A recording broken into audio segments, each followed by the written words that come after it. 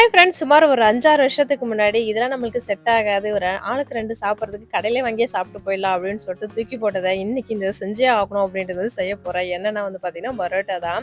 ஒரு 5, 6 வருஷத்துக்கு முன்னாடி பார்த்தீங்கன்னா, எங்க ஓரவத்திக்கு இல்ல. எங்க ஓரவத்தி நான் தான் வந்து செய்வோம். அவங்க எல்லாமே செய்வாங்க. இந்த எடுபிடி வேலை இருக்கு இல்லையா? அந்த போட்டு எடுக்கிறது, அந்த தட்டி வந்து எல்லாருக்கும் குடுக்கறது, சாப்பிடுறது இதுதான் செஞ்சுட்டு இருந்தேன். ஒரு நாள் அவங்க ஊருக்கு போயிருந்தாங்களா, சரி பரோட்டா வந்து செஞ்சு குடுக்கலாம் அப்படின்றதுக்காக ஆசையா வந்து களத்துல இறங்கிட்டேன். இந்த மாரி செய்யலாம் அப்படின்றதுக்காக. செஞ்சு பார்த்த பிறகு, ஏன்டா இப்ப இந்த பரோட்டா கிட்ட வந்து நம்ம மாட்டிக்கிட்டோம் அப்படின்ற மாரி வந்து ஆயிப்போச்சு. எனக்கா வரவே இல்ல. அந்த விசிறி அடிக்கிறது, எனக்கு அப்ப தெரியல. அந்த விசிறிலாம் அடிக்காம வந்து பரோட்டா செய்யணும்லாம் தெரியல.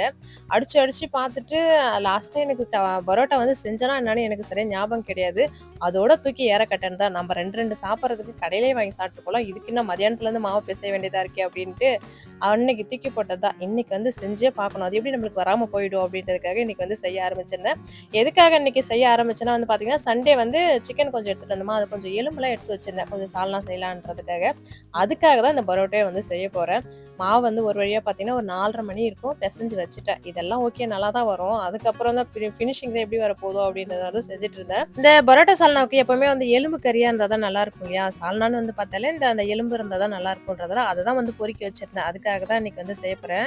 வெஜிடபிள் சால்னாவே நல்லா தான் இருக்கும். இருந்தாலும் எனக்கு இந்த மாரி செஞ்சு சாப்பிடணும் போல ஏதோ வந்து ஒரு ஞான யோதம் மாரி வந்து மனசுல வந்து தோணுச்சுன்றதால செஞ்சிருந்தேன். சால்னாலாம் நல்லா சூப்பரா அட்டகாசமா வந்துருச்சு. ஆனா வேலை தான் நல்லா பெண்டு எடுத்துருச்சு. ஏன்னா இன்னைக்கு திங்கட்கிழமை ஒரு பக்கம் வந்து கிரைண்டர்ல மாவு ஓடிக்கிட்டே இருக்கு. ஒரு பக்கம் வந்து இந்த பரோட்டா சால்னாக்கு, பரோட்டா மாவு பிசைறது இந்த மாரி வந்து வேலை போயிட்டே இருந்தது. பாத்திரம் ஒரு பக்கம் பார்த்தீங்கன்னா, சிங்க் ஃபுல்லா ஆயிட்டே இருந்தது. இதனாலயே வந்து பார்த்தீங்கன்னா, செம பெண்டு வந்து கிழிஞ்சு போச்சு. அதுக்கப்புறம் சால்னா வந்து ரெடி ஆயிடுச்சு. சரி பரோட்டா வந்து அ போட்டு எடுத்துடலாம் அப்படின்றதுக்காக எப்படியோ வந்து நல்லா உருட்டி ஒரு 2 ஸ்டெப்பா வந்து போட்டு எடுத்தேன். ஒண்ணு வந்து நல்லா மாவு விரிச்சுட்டு, நல்லா கத்தியால கிழிச்சு விட்டா நல்லா லேயர் லேயரா வரும் இல்லையா? அந்த மாரி வந்து போட்டுட்டேன்.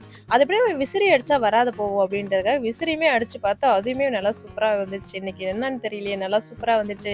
இதுக்கப்புறம் ஹோட்டல்லாம் போ தேவையில்ல. நம்ம வீட்லயே வந்து செய்யலாம் அப்படின்ற மாரி வந்து சூப்பரா வந்துருச்சு பரோட்டா.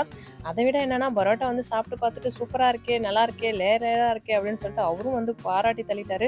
பசங்களுக்குமே வந்து ரொம்ப புடிச்சிருந்தது. ஆனா என்ன ஒரு 2, 3க்கு மேல வந்து உள்ள போக மாட்டேங்குது. நான் வந்து பார்த்தீங்கன்னா, ஒரு 2 தான் சாப்பிட்டேன். அசுமே வந்து 2 தான் சாப்பிட்டா. ஆனா டேஸ்ட் வந்து ரொம்ப சூப்பரா இருந்தது. உங்களுக்கு இந்த மாரி பரோட்டா செஞ்சு சொதப்பிய அனுபவங்கள் இருக்கா? அப்படின்றத கமெண்ட்னு சொல்லுங்க. நான் சொதப்புனது 5, 6 வருஷத்துக்கு முன்னாடி சொதப்புனத உங்க கூட வந்து ஷேர் பண்ணியிருந்தேன். அன்னைக்கு ஆனா சூப்பராவே இருந்தது பரோட்டாவும், சால்னாவுமே.